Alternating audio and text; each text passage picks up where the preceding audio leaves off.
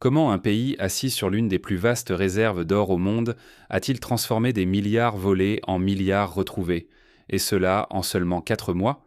Le Ghana, au cœur du légendaire triangle d'or africain, voyait depuis des décennies sa richesse minière filer à l'étranger. L'or quittait la terre, mais la pauvreté restait. Chaque année, des écoles fermaient, la monnaie s'effondrait, et les familles en fait se demandaient comment une terre si riche peut-elle laisser tant de ventres vides. Pour comprendre la profondeur de ce paradoxe, il suffit de s'arrêter sur une scène banale, un village du centre du Ghana à proximité d'une exploitation aurifère géante. Là, les maisons de terre battues côtoient les clôtures électrifiées des multinationales. Les enfants traversent à pied des kilomètres de pistes pour aller à l'école, parfois le ventre vide.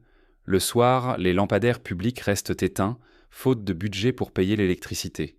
Pourtant, à quelques centaines de mètres, des camions blindés transportent chaque semaine des lingots d'or valant des millions vers l'aéroport. Cette scène se répète encore et encore dans des dizaines de localités. Pour donner un ordre de grandeur, le Ghana, le Mali et le Burkina Faso, réunis dans ce que l'on appelle le triangle d'or, représentent près d'un dixième de la production mondiale d'or. Un chiffre colossal, sur 100 tonnes d'or extraites dans le monde chaque année, près de 10 proviennent de cette région. Ce sont des milliards qui devraient irriguer les économies locales. Mais année après année, ce sont des miettes qui reviennent au pays. Au fil des décennies, ce paradoxe s'est enraciné. Les recettes fiscales stagnent, la dette explose. Il suffit de regarder les chiffres. Malgré près de 90 tonnes d'or extraites en moyenne chaque année, le Ghana ne percevait, avant 2025, qu'une infime partie des bénéfices. On estime que sur 100 dollars de valeur générée, à peine 15 restèrent dans l'économie nationale, le reste partant sous forme de profits rapatriés, de montages financiers opaques et de contrats léonins signés sous la pression des bailleurs internationaux. Puis, au début de l'année 2025, un séisme, sans creuser un seul nouveau filon, sans ouvrir la moindre mine supplémentaire, les revenus officiels du Ghana issus de l'or explosent. 2,7 milliards de dollars collectés en seulement 4 mois. Les chiffres sont incontestables, défiant toute logique habituelle. Pour illustrer ce bond, imaginez une famille qui, du jour au lendemain, triple son revenu, non pas en travaillant plus, mais en arrêtant simplement les fuites dans son budget. C'est ce qui s'est produit à l'échelle d'un pays tout entier. Les exportations bondissent de 7 500 kilos à plus de 30 000 kilos d'or en quelques mois, soit une multiplication par plus de 4. C'est comme si, du jour au lendemain, l'économie ghanéenne avait trouvé le robinet des fuites et l'avait fermé. Ce sursaut n'a rien d'un miracle géologique. Ce n'est pas la chance, mais un choix politique radical. Pour la première fois, le Ghana reprend le contrôle. Chaque gramme d'or sort désormais sous surveillance. Chaque transaction est traquée. Les règles du jeu sont réécrites et les profits cessent de s'évaporer. Mais d'où vient ce courage inédit? Pour comprendre, il faut remonter le temps et regarder au-delà des frontières. L'étincelle surgit d'un voisin discret, le Burkina Faso, mené par le capitaine Ibrahim Traoré. Ce jeune leader a prouvé qu'un État africain peut s'opposer au pillage en imposant une gestion souveraine des ressources minières. Le Ghana saisit la leçon, l'adapte à sa démocratie, et soudain la souveraineté économique n'est plus un slogan, mais une réalité tangible. Prenons un instant pour comparer la situation à d'autres moments historiques. Au Mexique, dans les années 30, le président Lázaro Cárdenas décide de nationaliser le pétrole pour mettre fin à la domination des compagnies étrangères. Ce moment marque la naissance de Pemex, la compagnie nationale, et inspire des générations de leaders latino-américains. Au Ghana, ce n'est pas une nationalisation brutale, mais une affirmation de la souveraineté économique par la transparence et la réforme des institutions, tout aussi révolutionnaire dans son contexte. Le monde observe, interdit. Pas de nationalisation sauvage, pas de chaos, les institutions demeurent, la stabilité aussi. Mais pour la première fois, les bénéfices restent au pays. L'espoir renaît, emplois créés, monnaie qui s'apprécie, dignité retrouvée. Pour les familles ghanéennes, ce changement se traduit par des signes concrets. Des salaires payés à l'heure, des infrastructures rénovées, des crédits enfin accessibles pour les petits entrepreneurs et une inflation qui ralentit. À l'échelle d'un village, cela veut dire que le dispensaire local peut enfin acheter des médicaments, que l'école reçoit des livres neufs ou que l'eau courante arrive dans les maisons.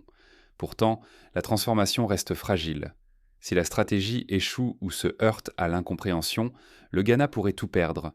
Et au-delà de ses frontières, c'est toute l'Afrique qui risquerait de manquer ce rendez-vous avec la souveraineté économique. Mais comment cette révolution s'est-elle réellement opérée et à quel prix ? Pour comprendre, il faut plonger au cœur d'un bras de fer inédit où chaque décision pouvait tout faire basculer. Avoir tout mais n'en contrôler que l'ombre. Voilà le paradoxe qui rongeait le Ghana depuis des décennies. Assis sur un trésor inestimable, le pays voyait l'or couler entre ses doigts, impuissant à transformer cette richesse en prospérité réelle. Au sein du mythique triangle d'or africain, aux côtés du Mali et du Burkina Faso, le Ghana s'impose pourtant comme l'un des plus grands producteurs de la planète.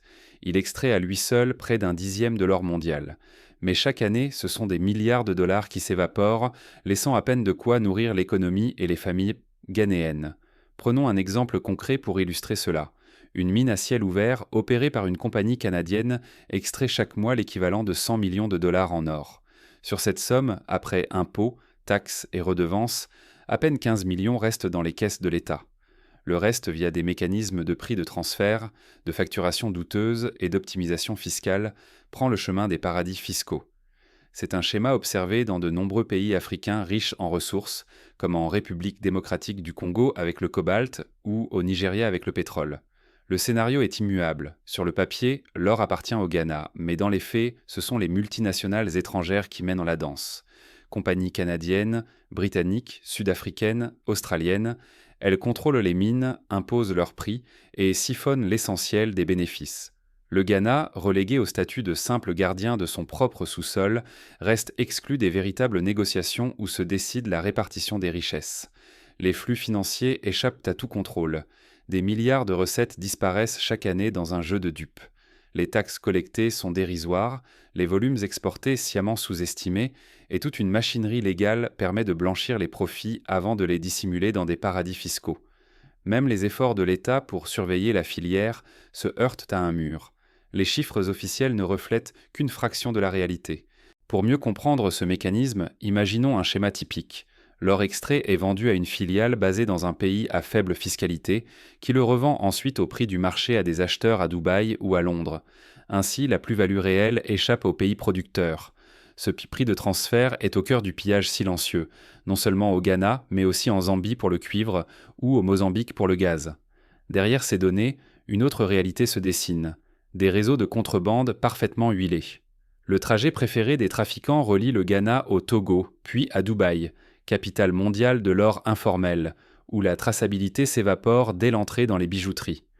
D'autres filières passent par le Burkina Faso ou le Mali, brouillant toujours plus les pistes de l'or volé. Les frontières poreuses et la discrétion légendaire de Dubaï rendent la fraude quasi indétectable.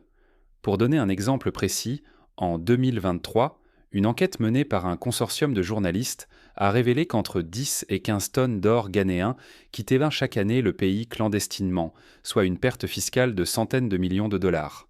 Ce schéma était comparable à celui du trafic de diamants en Sierra Leone dans les années 90 ou du pétrole détourné au Nigeria. Mais ce pillage n'aurait jamais atteint une telle ampleur sans la complicité de certaines élites locales et la capture progressive des institutions. L'OIS, régulation, fiscalité. Tout un système a été pensé pour servir les intérêts étrangers, souvent au détriment du pays. Chaque fois que le Ghana tente de réformer, d'augmenter les taxes ou de mieux contrôler l'exportation, la fuite s'accélère, les recettes plongent et l'économie s'enfonce dans la précarité. Ce cercle vicieux produit des conséquences dramatiques. Chômage massif, dette qui explose, monnaie fragilisée. Les mineurs, eux, continuent de creuser la terre, mais vivent dans l'insécurité et la pauvreté, condamnés à regarder leurs richesses s'envoler. Un peuple entier assiste, impuissant, à la disparition de son avenir, tandis que la dépendance économique ne cesse de s'aggraver. Pourtant, en 2025, le Ghana va stupéfier le monde. Pas avec des promesses, mais avec des résultats qui font trembler les puissances établies. Qui a osé briser le tabou ? Comment un pays a-t-il réussi là où tant d'autres ont échoué ? Ce bouleversement n'est pas le fruit du hasard, il s'inspire d'un choc venu du Burkina Faso. Pour comprendre comment le Ghana a inversé la tendance, il faut revenir à la racine du problème. Quand un capitaine sorti des rangs paysans bouleverse l'histoire de deux nations, ce n'est pas seulement une révolution. C'est un choc qui résonne bien au-delà des frontières, un signal que tout un continent attendait sans oser l'imaginer. En 2022, au Burkina Faso, un jeune officier quasiment inconnu renverse les codes. Ibrahim Traoré s'empare du pouvoir, non pour promettre mais pour transformer. Il décrète la fin des exportations d'or sans valeur ajoutée, impose la construction d'une raffinerie nationale, nationalise les mines et surtout, l'État revendique enfin la part du lion. En moins de 2 années, le pays triple ses réserves officielles d'or. La monnaie, longtemps instable, retrouve de la vigueur. Libéré de la tutelle de l'aide internationale, le Burkina Faso conquiert une autonomie financière inédite. L'économie s'emballe, portée par un or dont chaque gramme compte désormais pour la nation et non pour des intérêts étrangers. Pour bien saisir la portée de cette transformation, rappelons qu'avant Traoré, le Burkina Faso dépendait largement de la France pour ses réserves de change et de la Banque mondiale pour ses budgets de développement. En reprenant le contrôle de l'or, le pays s'affranchit brutalement de ses tutelles, ce qui rappelle la politique d'industrialisation rapide menée par la Corée du Sud dans les années 60, lorsque Séoul décida de miser sur sa propre main-d'œuvre et ses richesses pour sortir de la pauvreté. Le message est clair. La souveraineté ne se mesure plus au tonnage extrait, mais à la faculté de contrôler chaque gramme qui quitte le sol africain. En inversant la logique coloniale, extraire, exporter, dépendre, le Burkina Faso lance un défi à tous ses voisins. Et si l'Afrique reprenait le stylo pour écrire ses propres règles? Le continent observe, fasciné et inquiet.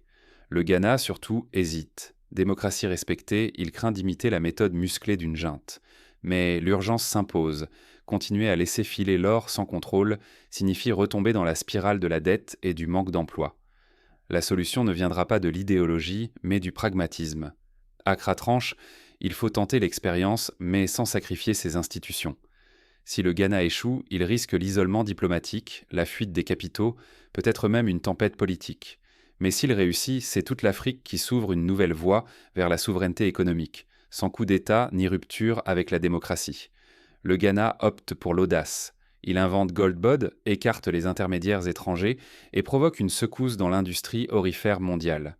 En quelques mois, le pays entend démontrer qu'il est possible de reprendre la maîtrise de ses ressources sans se couper du monde et sans trahir ses principes démocratiques.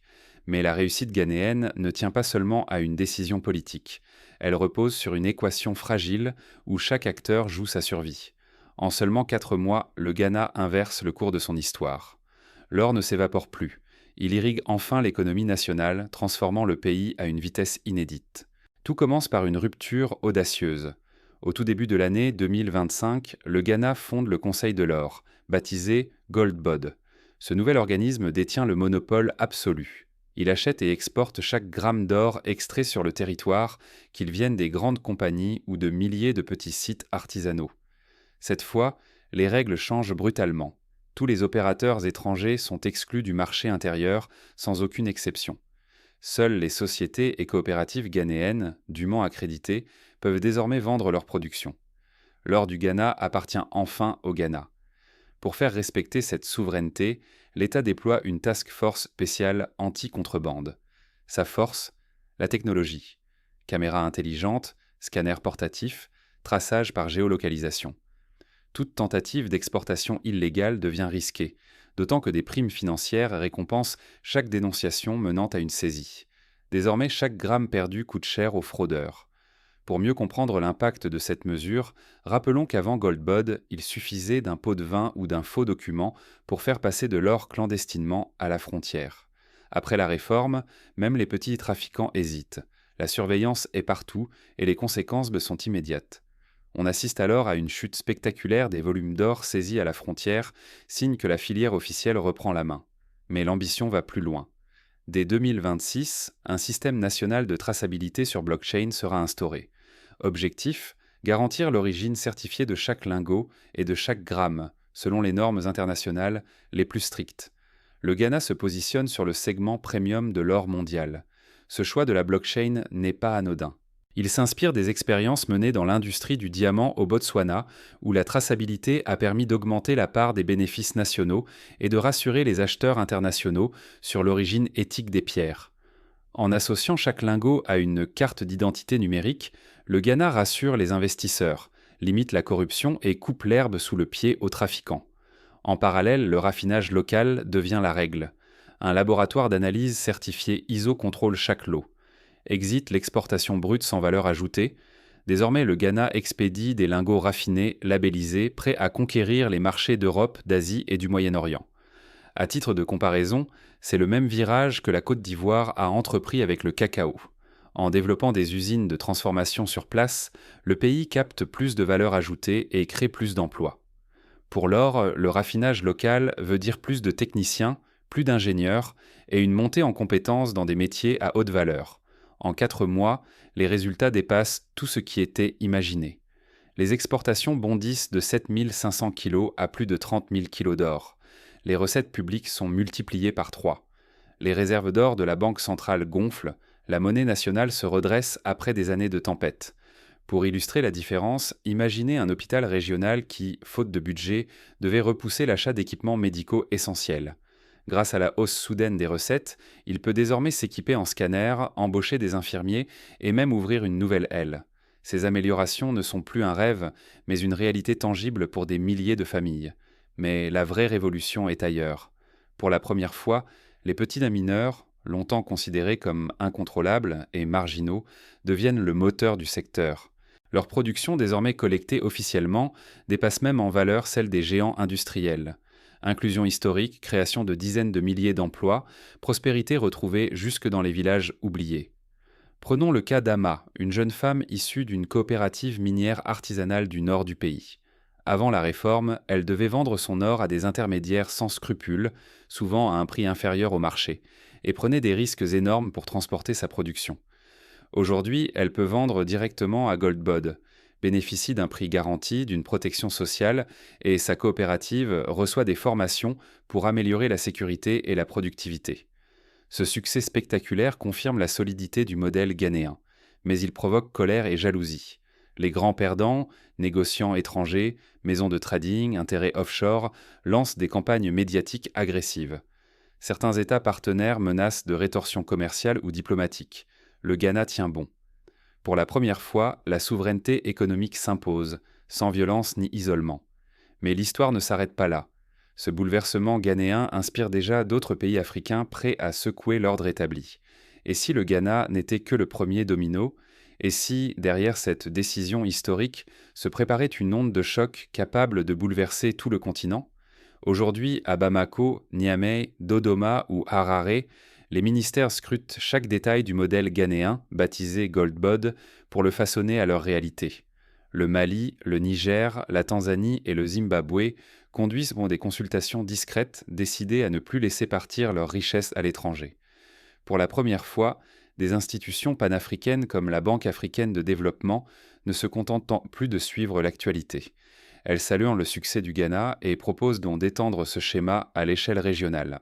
Une faille s'ouvre là où, hier encore, le mot nationalisation glaçait les investisseurs. Pourtant, la réussite ghanéenne ne relève pas d'une fermeture autoritaire. Elle repose sur le courage politique, la transparence et la rébellion contre la soumission contractuelle imposée par les géants miniers. Ce n'est pas une guerre économique, mais une affirmation de souveraineté.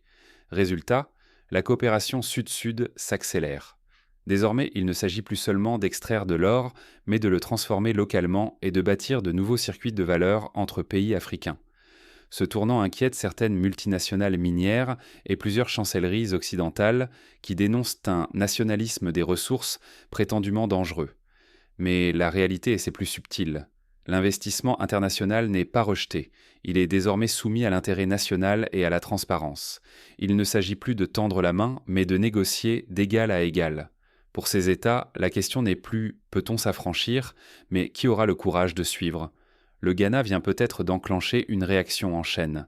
Si son exemple inspire d'autres nations, alors la balance du pouvoir économique mondial pourrait s'inverser, donnant à l'Afrique plus d'autonomie et de contrôle sur son avenir. Mais l'enjeu reste colossal. Au moindre faux pas, au moindre recul, la vieille narration de l'échec africain serait aussitôt ravivée et exploitée par ceux qui profitent du statu quo. Il ne s'agit donc pas seulement du Ghana, mais d'une méthode et d'un espoir contagieux. Ce modèle n'est pas une exception isolée. Il propose une feuille de route duplicable ailleurs, mais quelles leçons concrètes l'Afrique peut-elle en tirer et quels leviers activer pour transformer l'essai sur le terrain? Pour répondre à cette question, revenons sur les choix précis qui ont fait la différence au Ghana et envisageons des scénarios d'application dans d'autres contextes africains. Première leçon, la centralisation du contrôle par une agence indépendante. Le Ghana a créé Goldbod, mais chaque pays pourrait adapter ce modèle à sa structure administrative. Au Botswana, c'est Debswana, la joint venture entre l'État et De Beers, qui contrôle la filière du diamant. En Namibie, Namdeb joue un rôle similaire. L'enjeu n'est pas le nom, mais le principe. Qu'une institution nationale, sous contrôle parlementaire, supervise chaque étape, de l'extraction à l'exportation. Deuxième levier, la transparence numérique. La blockchain n'est pas qu'un gadget technologique, mais un outil pour restaurer la confiance.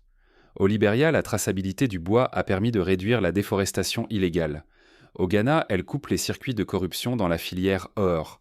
Chaque pays africain peut investir dans ces outils, en formant des ingénieurs locaux, en s'appuyant sur des startups et en collaborant avec des universités. Troisième scénario, l'inclusion des acteurs locaux. Les petits mineurs, souvent marginalisés, voire criminalisés, deviennent des alliés. En Tanzanie, la réforme du secteur minier a permis la création de centaines de coopératives artisanales. Au Ghana, la reconnaissance officielle de ces mineurs change la donne. Ils paient des taxes, bénéficient de formations et participent à la création de richesses au niveau local. Quatrième pilier, l'investissement dans la transformation locale. Le raffinage sur place, la production de bijoux ou d'alliages industriels, c'est autant d'emplois créés et de valeurs captées. En Afrique du Sud, la filière platine a suivi ce chemin, avec la création de centres de recherche et de laboratoires. Le Ghana montre la voie pour l'or. Cinquième étape, la diplomatie économique. Le Ghana n'a pas fermé sa porte aux investisseurs étrangers. Il a simplement renégocié les termes du contrat. Cela demande du courage, de la préparation et le soutien d'une opinion publique informée. C'est ce qui a permis à la Malaisie, dans les années 90, de sortir du piège des matières premières en imposant des quotas de transformation locale sur l'huile de palme. En pratique, chaque pays africain peut s'inspirer de cette feuille de route, mais doit l'adapter à ses spécificités. Cela passe par le renforcement de la société civile, le soutien aux médias d'investigation et la formation de cadres capables de résister aux pressions des lobbies internationaux. La révolution ne s'incarne pas dans de grands discours, mais dans des choix concrets. Ce que vous faites, chaque jour, pèse dans la balance. Ce que le Ghana vient de réussir dépasse la simple victoire nationale. C'est un message lancé à tout le continent et à sa diaspora. Désormais, le destin de nos richesses se décide au grand jour par des décisions collectives. Chacun peut renforcer ce mouvement, par la vigilance, l'engagement et en transmettant ce récit. En quelques mois à peine, le Ghana a multiplié ses recettes issues de l'or, sans découvrir le moindre nouveau gisement. Ce bond spectaculaire n'est ni un hasard ni un miracle. C'est la preuve qu'une volonté politique, inspirée par le Burkina Faso, peut inverser des décennies de pertes et d'impuissance. Mais rien n'est acquis. Cette transformation reste fragile. Elle dépend d'une vigilance constante de la société civile, des journalistes, des citoyens et surtout de vous qui écoutez cette histoire. Si la mobilisation faiblit, si l'indifférence s'installe, la vieille routine reviendra et la richesse continuera de s'évaporer loin des communautés. À l'inverse, si chaque citoyen s'informe, questionne, exige des comptes et défend la souveraineté économique, alors le Ghana ne sera qu'un premier pas.